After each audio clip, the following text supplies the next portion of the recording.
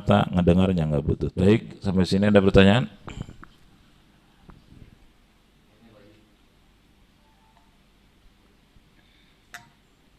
Silakan. Waktunya sudah habis. Di surat Ar-Rahman ya ayat 29.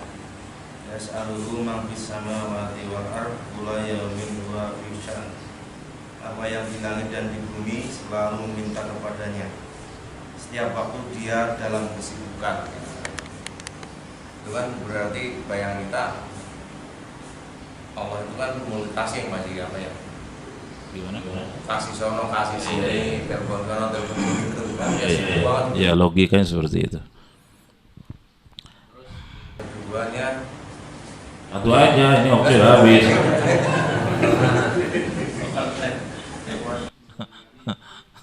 Ya boleh dah, takut pundung ngambang.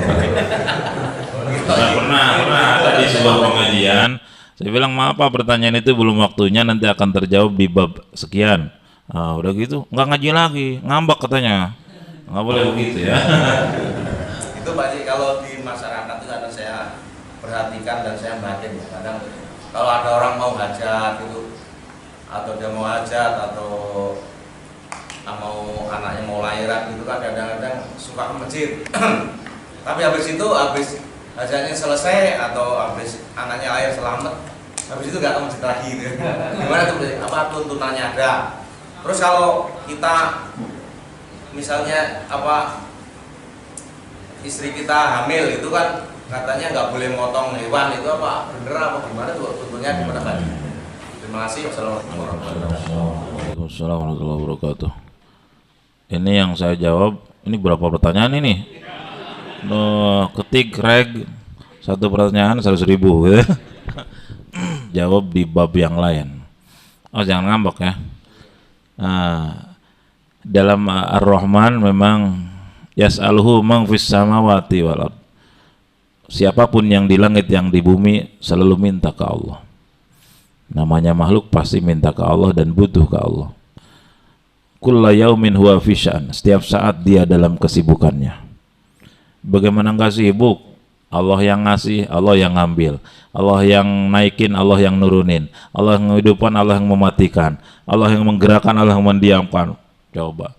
Asmaul Husna. Al-Mu'ti, Al-Mani, yang ngasih, yang ngambil, Allah hakikatnya.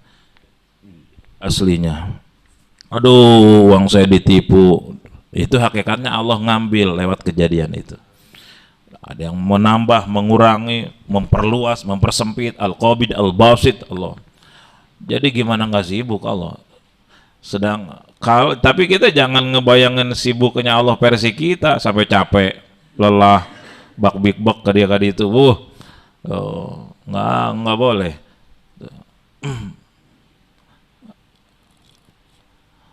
Kalau kita ngebayangin kayak gitu, sedangkan setiap detik triliunan kejadian, benar? Dan tidak ada kejadian baik nikmat maupun musibah kecuali dengan izin Allah. Wa ma bikum min ni'matin faminallah. Nikmat apapun yang ada padamu itu semua sumbernya dari Allah. Kita sehat, Allah. Jalannya lewat obat dan dokter, Allah. Kita bisa makan, Allah yang ngasih rezeki. Jalannya lewat panitia, tuh udah disiapin. Itu dari Allah itu. Syukuri gitu. Gimana caranya? Habisin begitu. Dan lain sebagainya. Kita bisa napas, oksigen yang Allah kasih semua. Dan seterusnya semua. Kita tiba-tiba ada cobaan, berbagai kepahitan, ini pun tidak terjadi tanpa izin Allah. Semua Allah, la ilaha illallah. Jadi kalau kesibukan yang kita pahami seperti sibuknya makhluk, waduh, 1 detik aja udah nggak kuat.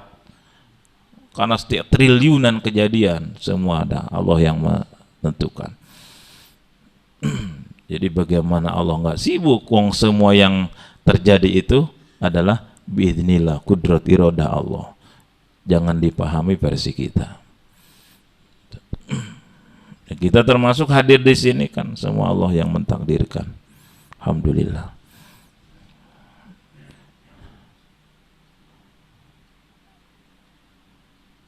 Lalu ada orang Kalau lagi punya kepentingan rajin ngedeketin warga. Biasa jarang ke masjid, kata sering ke masjid, ternyata mau ngundang suatu saat ada acara. Mana sih orangnya, yang mana coba? Coba pengen kenal yang mana? Kayaknya semuanya kayaknya nih. Pas beres acara nggak ada ke masjid lagi gitu.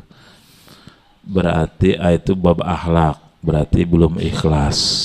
Dia punya kepentingan dalam ibadahnya, berarti belum ikhlas. Berarti reject nanti di akhirat, nggak ada apa-apanya.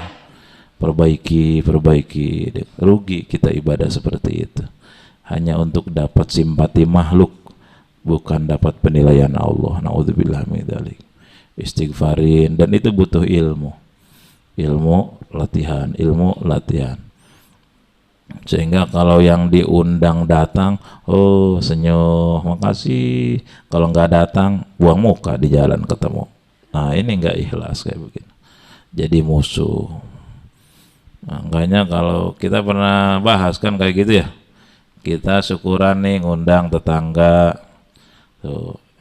Kalau misalkan udah jadi tradisi di kita ungpau angpau ya, padahal mah nggak ada dalam aturan syariah kayak begitu tuh, tapi udah jemen tradisi seperti itu.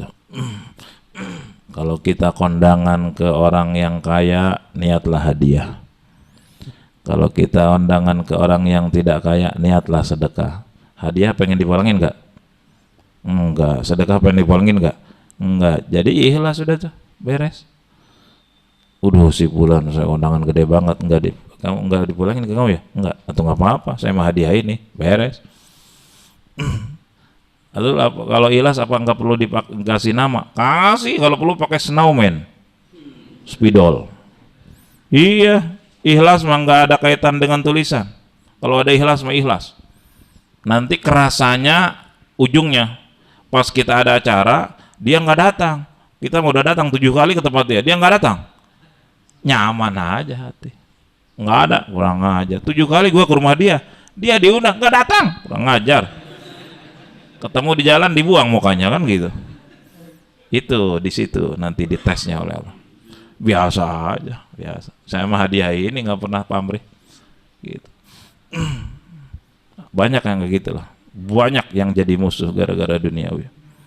Ketika nggak datang, husnuzon, mungkin tidak sehat, mungkin kurang sehat, mungkin nggak ada ongkos, mungkin ada kesibukan yang mungkin lupa. Terus 1001 macam acara supaya baik sangka. Gitu. Tulisan, kok kenapa harus tulis? Katanya ikhlas, takut jadi fitnah. Kok kamu nggak datang acaraku? Udah datang, maksudnya apa RT?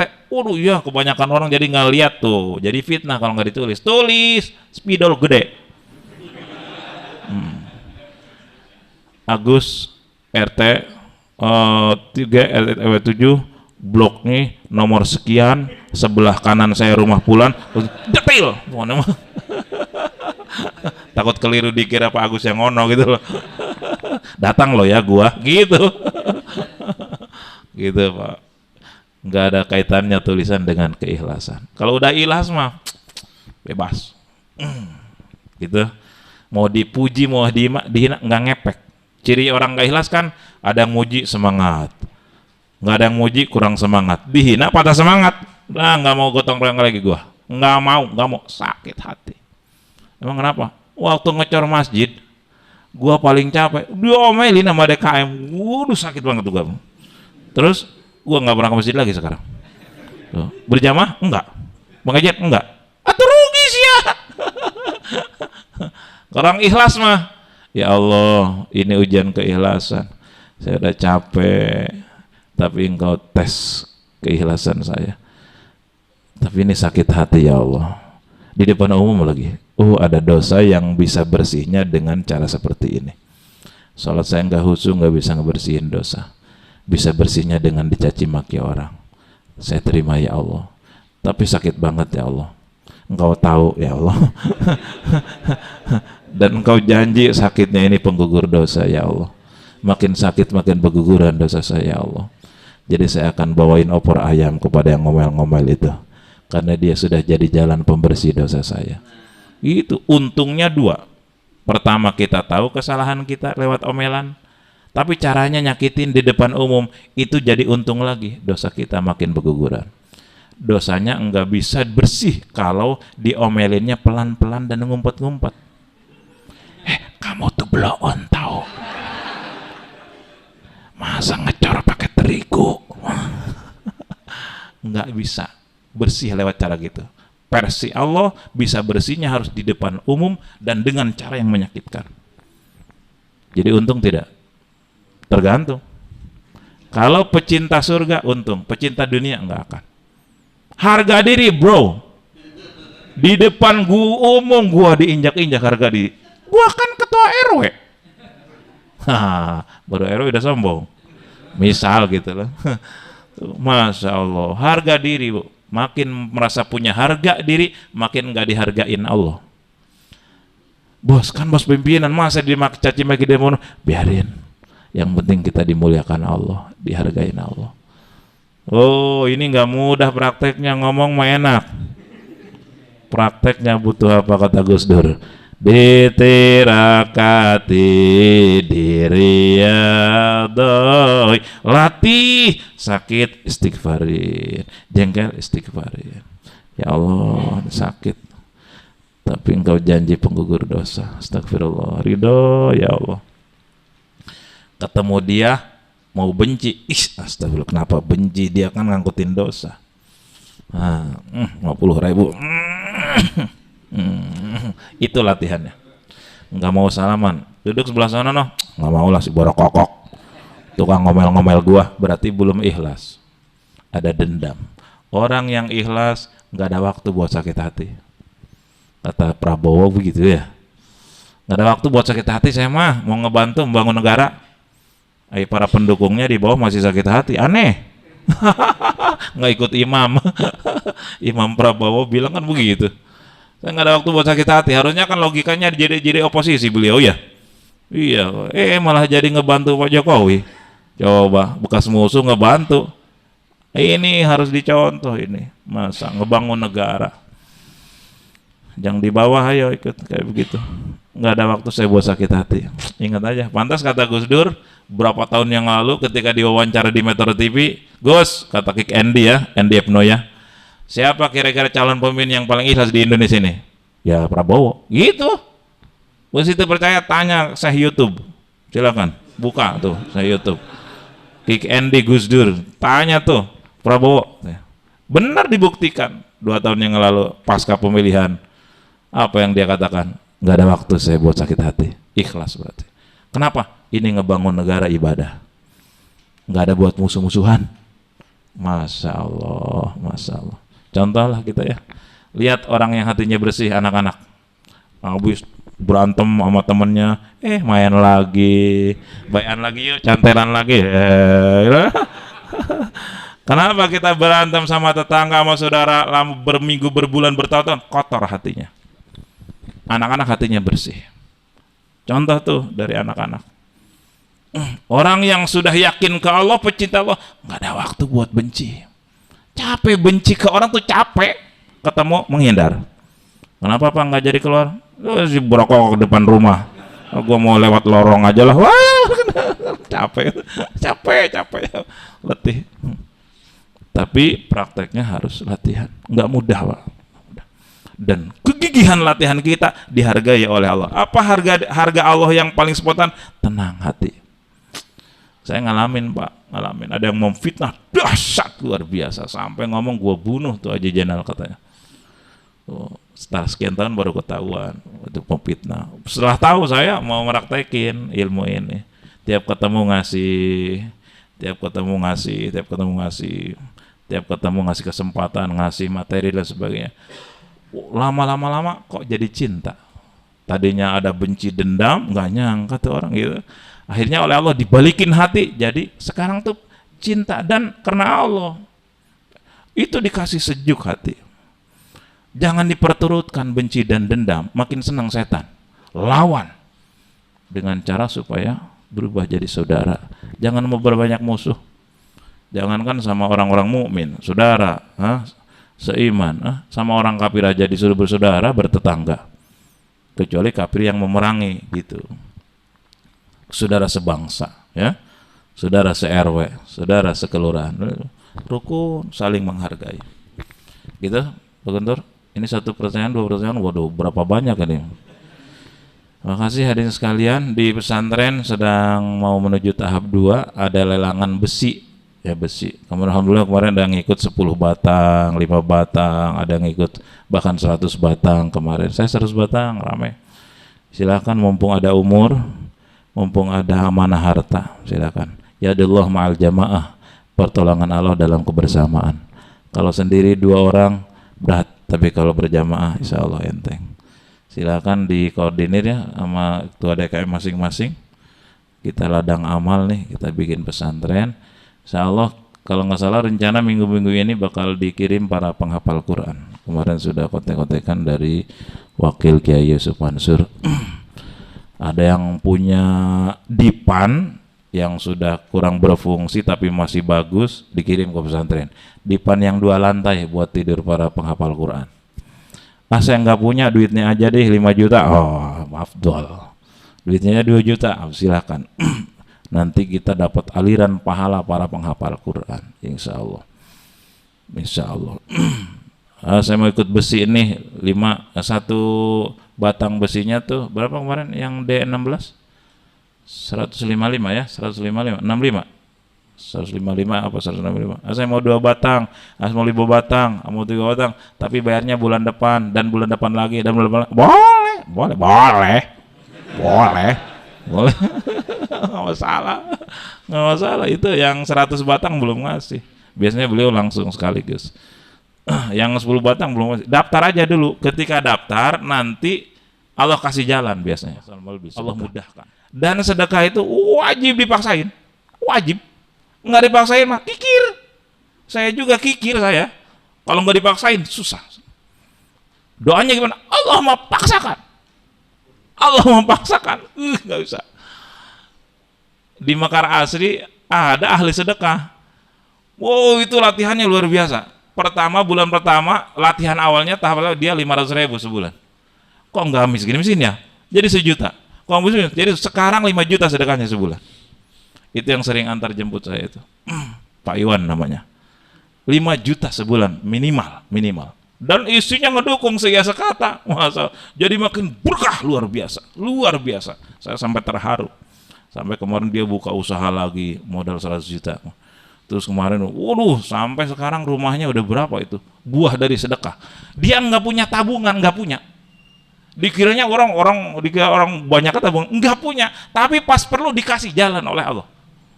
Dia sering terharu cerita itu. Sampai setiap pengajian beliau yang ngasih makanan tuh, yang bayar listrik tempat pengajian beliau, salah. Masya Allah, sedekah ke pendidikan, pesantren gitu. Uang kas pesantren tuh, kalau kosong dia ngisi diam-diam ternyata. Sering bayar kirim buat listrik pesantren juga tiap bulan. Masya Allah, beras juga. Itu buah dari latihan. Kata Nabi, tidak akan pernah berkurang harta dengan sedekah. Tinggal yakin apa ora gitu aja. Saya nggak mau nyatat karena ini ngaji tauhid, Allah yang nyatat. Awas loh. Makasih, saya bersyukur banget kita semua dikasih hidayah taufik. Semoga dimudahkan oleh Allah. Mudah-mudahan tidak ada ya Allah muyassir kul asir, yang mempermudah setiap kesulitan. Ketika sudah niat itu sudah terbuka. Karena kalau orang nggak ditolong Allah, niat pun nggak ada. Alhamdulillah. Dan saya mohon maaf kalau cara tadi agak ekstrim, karena setan nggak suka cara begitu. Gitu. Mudah-mudahan dimaafkan dan semua kita dirahmati, diberkahi Allah. Al-Fatihah. Bismillahirrahmanirrahim. Alhamdulillahirabbil alamin arrahmanirrahim maliki yaumiddin. Iyyaka na'budu wa iyyaka nasta'in ihdinas siratal mustaqim siratal ladzina an'amta 'alaihim ghairil maghdubi 'alaihim waladdallin. Sebuah hadis, al jannatu huffat bil makarih, jalan ke surga dihalangi oleh kemalasan, keengganan. An-nar huffat bil ladza, jalan ke neraka dirangsang oleh kelezatan. Ini jalan ke surga mudah-mudahan dipermudah. Bismillahirrahmanirrahim. Alhamdulillahirabbil alamin. Allahumma shalli ala sayyidina Muhammad wa ala ali sayyidina Muhammad. Allahumma ighfir lana dzunubana khatayana kullaha li walidina warhamhum kama rabbawna shighara wa li auladina wa syaikhina li ikhwanina fid din wa ashabina ahbabina liman ahabbana fik wa liman ahsana ilaina wa lil mu'minin wal mu'minat wal muslimin wal muslimat ya rabbal alamin. Allahumma hdina siratal mustaqim. Allahumma rizqna al-istiqamah. Allahumma inna nas'aluka al-huda wa tuqal afaf wal ghina. Allahumma inna nas'aluka husnal khatimah wa na'udzubika min su'il khatimah. Rabbana atina fid dunya hasanah fil akhirati hasanah wa qina adzabannar. Shalli wa sallim ala jamil anbiya'i wal mursalin. Alhamdulillah.